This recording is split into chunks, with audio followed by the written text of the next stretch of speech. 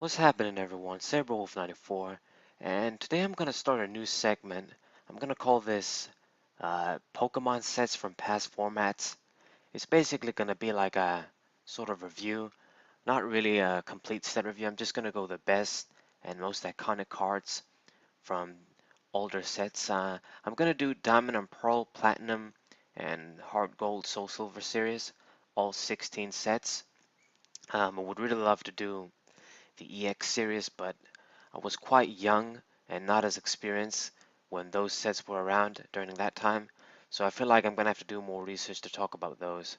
But when it comes to Diamond and Pearl and, all the fourth generation sets, I'm kind of right at home, to be honest. So I feel like I'm really comfortable talking about this. I really enjoy talking about these sets and the cards. So we're going to start all the way from the end, I guess, from Arceus, just because that's the set that came to mind when I wanted to talk about this, Platinum Arceus.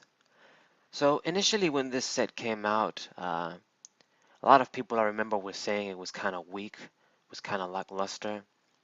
The only cards that some people said were like the best cards, the only like worthy cards were, let me see, Expert Belt right here and Spirit Tomb.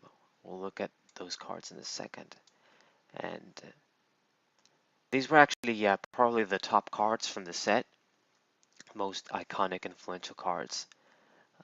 And I'm going to tell you why. Expert Belt, um, basically, you're a Pokemon tool, you attach it to a Pokemon, and it had 20 more HP and did 20 more damage. So that's actually quite strong. I mean, we have Fighting Fury Belt that does a similar thing, gives 10 more extra damage, but gives 40 more HP. So similar thing. But Fighting Fury Belt has no drawback. Now this card, because of back then, a card like this was extremely strong. It actually has a big drawback, and that is if the Pokemon gets knocked out that has the Expert Belt on, your opponent gets one more prize. So it's like it becomes like a little EX Pokemon. Yeah, high risk, high reward. But this card was very good because it could push for more damage, and most importantly, if you did your maths right, you could push for one-hit knockouts, hitting for weakness, stuff like this. Like a good example I can think of would be to put this on Garchomp from Supreme Victors, the Stage 2 Pokemon, and with the first attack, I believe it did like what 40 damage or something like this. It would become 60 times 2, that's 120, and it would knock out Garchomp Lv.X, which was a top Pokemon back then, really the most popular Pokemon. It was seen in almost half of the decks. Yeah. So yeah, this was a pretty cool card. Obviously, you could use it for any Pokemon, and if you knew what you were doing, especially if you put it on an SP Pokemon, you could use Poketurn, and time it right, they wouldn't get the knockout, and you just got the plus. But yeah, this, along with the Salamence from the same set, actually, Salamence Lv.X, were really the only ways to get more prize cards uh, back then. There were no EXs and stuff like this. Everything gave one prize. So this was a really strong card. Man, you put this on Dialga, GL-X, with all the metal, special metal energies on, and Snow Point Temple and stuff. That thing just would not die. But yeah, the other big card, very, very big, would be Spirit Tomb. Let me see if I can find it. Damn, where is it? Spirit Tomb from this set. Oh, there we go. Just a basic Pokemon, but was quite something. So this basic Pokemon, has 60 HP, 1 retreat cost, resistance to colorless, which was cool, and no weakness. As back then, you guys know, Sableye, Spiritomb, there were no weaknesses Pokemon. Had a very powerful uh, Pokebody. Keystone Seal. As long as this Pokemon was active, neither player could play trainer cards from their hand. Now this is item cards for today, meaning that supporters could be played.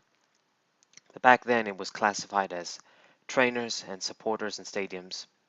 So yeah, and this was quite strong because SP Pokemon back in the day, if you guys know, or if you don't, I'll tell you, they were the top decks. They were very big. A bunch of basic Pokemon that belonged to owners from the game, like Team Galactic, the Elite Four, gym leaders and stuff. And part of what made them so good were all the trainer support they had, like exclusive to them. They had an auto heads scoop up, basically. Uh, they had energy gain, which basically made all their attacks cost one colorless less.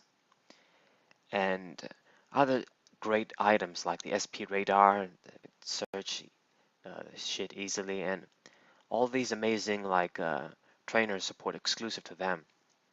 And because of those, they were fast and aggressive and very easy to use. And trainer lock was quite a big thing back in the day with things like Spiritomb, of course, and other cards. And this was another like big addition.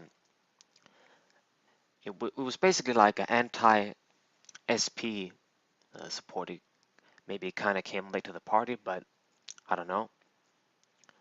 But other Pokemon, like Stage 2 Pokemon, could use this as well because while you have this to slow down your opponent, if you wanted to evolve your Stage Pokemon and you wouldn't be able to use Rare Candy, you could still use the attack Darkness Graze. Didn't cost anything. You search your deck for a card that evolves from one of your Pokemon and you put it to that Pokemon, and basically you evolve that Pokemon. Now you have to put a damage counter on Spiritomb, but it was very worth it. This was a very good general support card for Stage 2 decks. The biggest partner for this was no doubt Gengar. It's actually from the same set. This one right here. This was a famous deck called Cursegar. Probably one of the, well, to my knowledge, at least one of the earlier decks that did the whole hit and switch thing. Then it was Donphan. Then it was, well, Gengar from Phantom Forces could do that too. And there's other cards that could do this today, like Tapu Fini and stuff, and a little Emolga, but yeah, they're not really going to cut it. But this, along with Stormfront Gengar, made a powerful deck. What you would do is you would use this Gengar, you attack, you switch it to the Spiritomb, and you keep slowing down your opponent. And then you had Gengar from Stormfront as a backup attacker. That guy could do lots of damage if your opponent had a lot of trainer cards in the hand, which they would have them stuck thanks to Spiritomb. And it was a really powerful strategy. And it contributed a lot um, to that deck. Like this Gengar could also move a damage counter with its power. So yeah, that was one of the big decks that really came to fruition thanks to Arceus. You got the Gengar, you got the Spiritomb. Right. Now other notable cards, why I really love this set is because there's Salamence in it, of course. A set that has Salamence automatically, I like, honestly. Unless the Salamence is just so shit. But yeah. This is the Salamence. You guys have seen it in my top 10 as well. It's not exactly the best card in the world, but it's one of those cards that you kind of have to look into and try to make it work. If you make it work, it's kind of worth it a little bit. It's not exactly a dude that can work on his own. Yeah, it has top accelerator, but that won't win any awards for a great ability.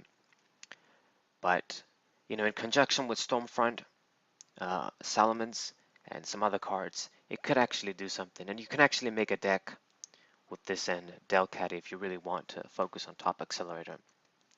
Delcatty from Platinum. It's going to be slow. It probably isn't that great, but that's one of the things. But yeah, while this card was not like super cool, we had Salamence level X, and that's where the real beauty is. Yeah, man, I remember like I opened a box from this, and I pulled this guy on my second pack. Unfortunately, I wasn't recording boxes and stuff like that back then, so yeah, damn shame. I really wish I had a video of something like that. But Salamence level X, of course.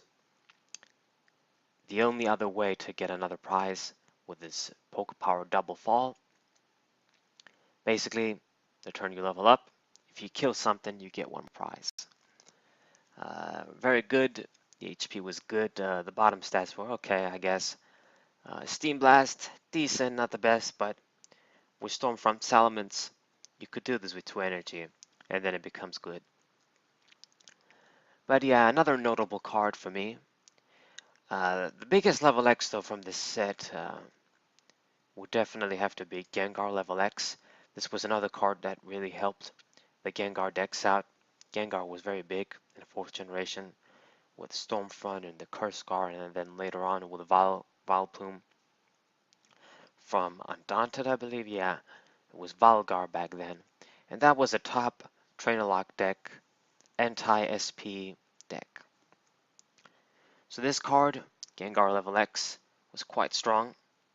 I gave it 30 more HP or 20 more HP, depending on which Gengar I guess you used. But all the Gengars that were good that you would use had 110 HP. So a 30 HP boost, was good. And it could actually use this to counter one of your more unfavorable matchups, which was the Algaji and Garchomp. That guy could fuck up Pokebodies, so you would fuck up Vileplume's Pokebody. But this guy, will level down. You could actually shuffle one of your opponent's level X back into the deck. Really powerful Poke Power. It's not even an attack. You do this right, you can fuck up your opponent. And his attack wasn't that amazing. 3 energies would do 30 to everybody as long as they had damage counters. I guess for back then, maybe it was solid, but you would mostly use this as an upgrade for the HP and level down. The weakness was the same, resistance was the same. Well, weakness was timed 2 to darkness, but in general, dark Pokemon would kill you in one hit, I believe. I could be wrong. But yeah, it was very cool. It was the most sought after level X card from the set, no doubt. And it's actually one of the more expensive cards from the set these days because, come on, it's fucking Gengar level X. A Gengar card, the level X card for Gengar. One of the more popular Pokemon. So I guess the sort of theme of this set, I need to talk about this of course, is Arceus. This is Platinum Arceus, and this is the first set where all of the Arceus came in. Now, to be honest, I feel like they didn't exactly do it right. I would have rather we had like just some good old basic Arceuses that worked on their own, that could be tech in respective elemental decks. Like maybe you run a water deck. Maybe if the water Arceus is good, you'd use it, and what have you. But what they did is that they made a rule. Let me just click one of the Arceus. Let's click the water one because I think it's my favorite. It's one of the best ones. The rule is you may have any number of Arceus cards in your deck. So basically, and yeah, they were all level 100, but they kind of sucked. So basically, you have as many Arceus cards as you like. And this includes level X cards and the regular Arceus, of course. And it was cool. These were cool holographic art cards. And per box, you would get like basically one of each, or maybe you would miss one and maybe get a secret. I don't know, but per box you would get a lot of these guys. I'm pretty sure that's what the ratios are from what I checked. And they're all basic Pokemon, of course. And what you did is you used the regular Arceus. Yeah, this is actually the best one if we really think about it. The normal one that doesn't have a type, is not holding one of the plates, and you would use Ripple Swell. If you had 6 Arceus in play, so basically if your bench was full and each of them was a different type, you could grab 6 basic energy cards and attach them to everybody. Now, this is crazy energy acceleration. Uh, it will probably actually be better right now than back then, because back then, uh, believe it or not, it was even more aggressive than today, I feel like. Yeah, it was so aggressive, like these 80 HP Pokemon could die in one hit if your opponent knew what they were doing. You really, everything you did counted. But yeah, if you had a full bench, you grabbed 6 basic energies, and that was cool. And you would use the stadium from this set, an Arceus exclusive stadium, move the energy around, and really what you would do is like you would take advantage of the types and hit for weakness. The level X's from this set, one of them is bad, has to do with a flip a coin shit, and this, the best one, is multi-type. It's the same type as the Arceus. Everybody has multi-type. Every Arceus level X has multi-type. And with Omniscient, you could use any attack of the Arceus. So you would use respective attack. Now this wasn't a very hot deck. Maybe it topped a regional here and there, but they weren't really that good. Their HP wasn't so great for Arceus. They had like 70 and 80 HP, a lot of them.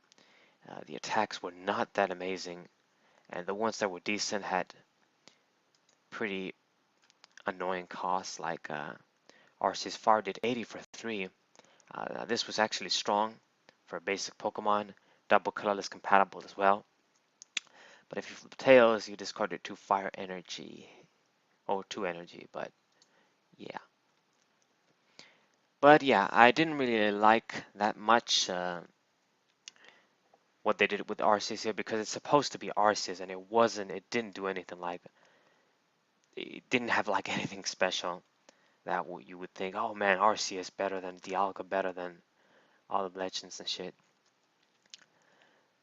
Right.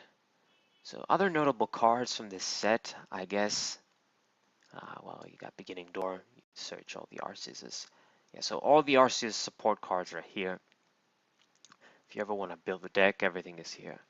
But for other notable cards, let me find them. I know there are a couple. The Haunters in this set.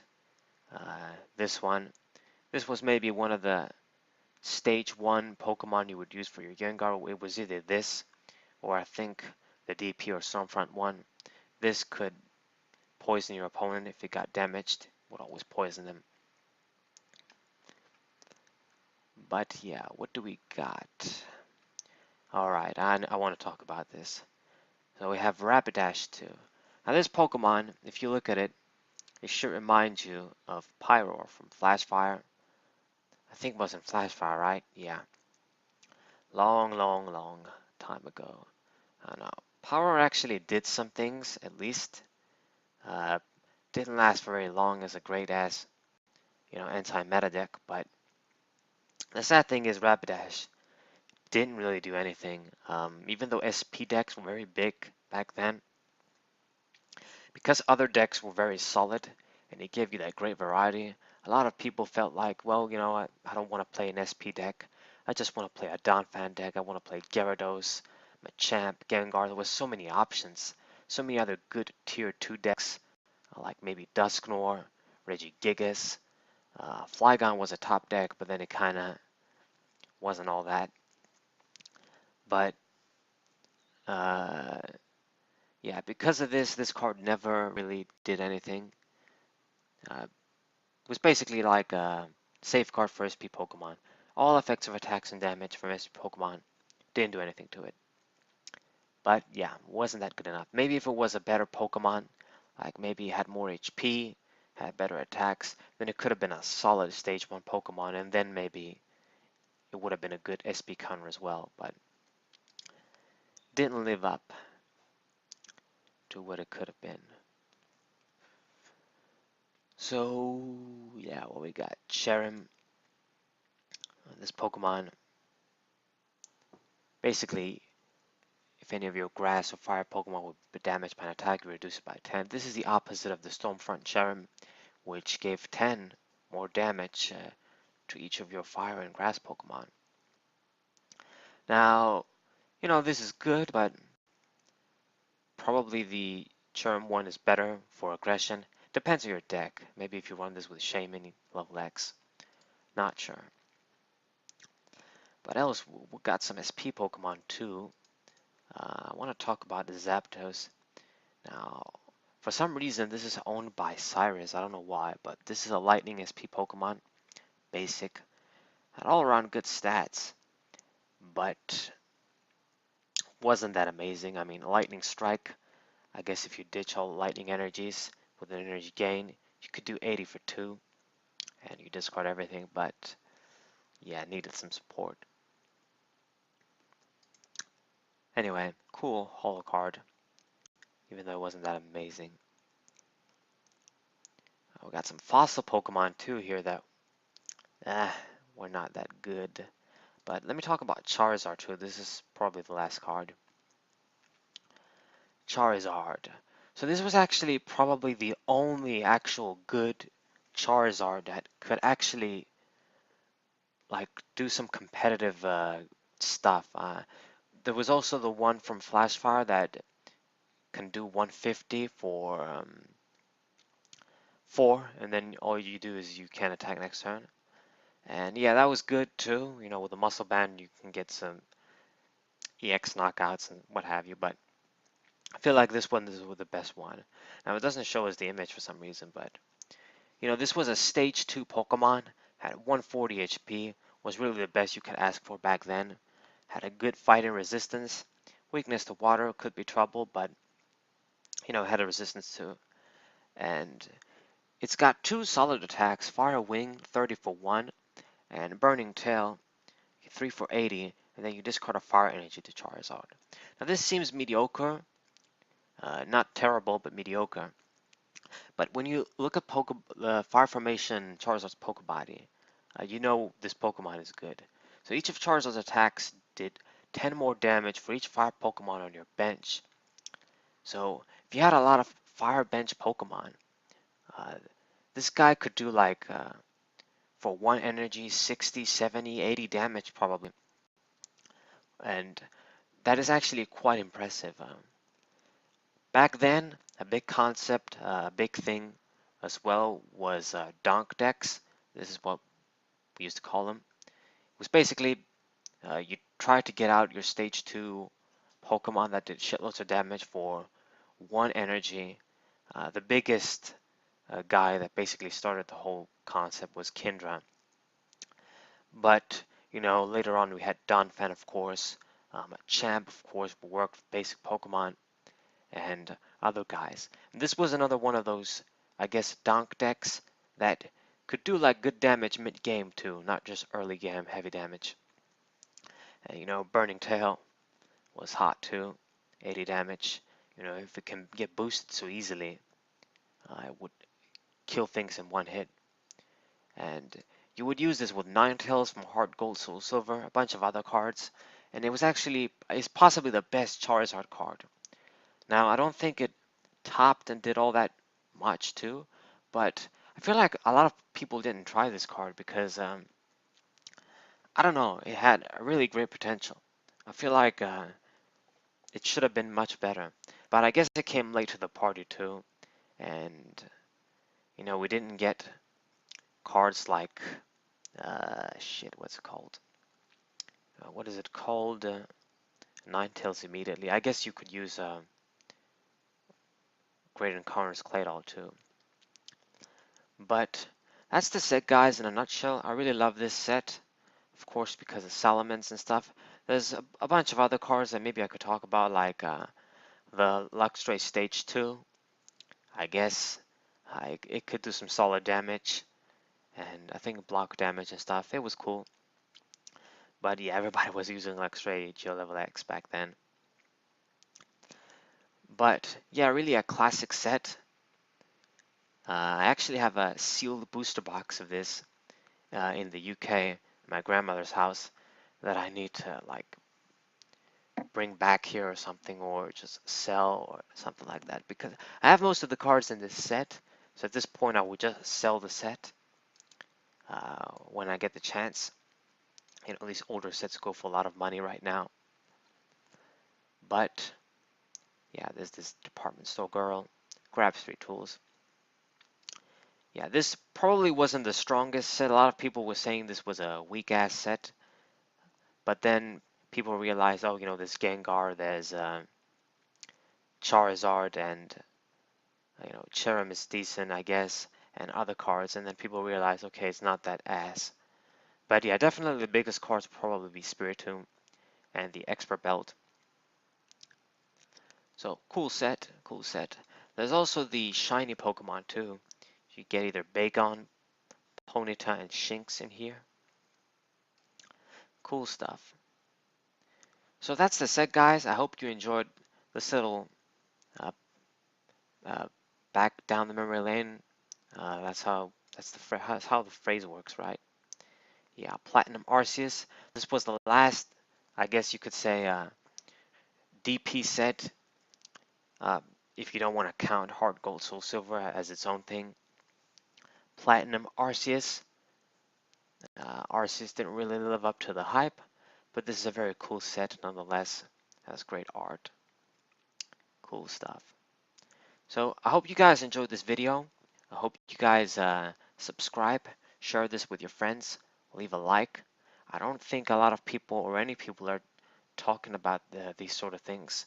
Like, I don't think there's anybody that has done like this sort of older set overview. But I'm gonna do it for every set, uh, in the 4th generation at least. I could do this for black and white and the newer sets too, but I feel like there's not much point in doing this. Maybe black and white, but I'm not really a big fan of the black and white TCG series, because that's where, when the rules get changed, the game kind of went down to shit, if you ask me. Letting your opponent attack first turn and all that crap, while you could play all the trainers. Yeah, even though it has a lot of great sets, like Dark Explorers, and you know, maybe the Plasma. I don't really want to say the Plasma sets. I don't dig them that much. They have some cool cards I like, but you know, the early like black and white sets like Noble Victories, uh, uh, those could have been really good if the rules didn't ruin the format, and then they brought things like Mewtwo EX and that stuff. But yeah, maybe we'll talk about those someday. But I'm definitely going to cover all of the Diamond and Pearl sets, Platinum sets, if you want to categorize them as different non-DP sets, and the Hard Gold Soul Silver series sets, of course. So hope you guys enjoyed. Like I said, leave a like, share this with your friends, because I need the support. I do want to get noticed. I do want to inform more people and pass them all this good old Pokemon DP shit. Yeah, and maybe someday I'll do the EX series as well. I do definitely want to talk about and look at those sets, but I have to do more research with those. Kind of remember stuff. But I hope you guys enjoyed this video.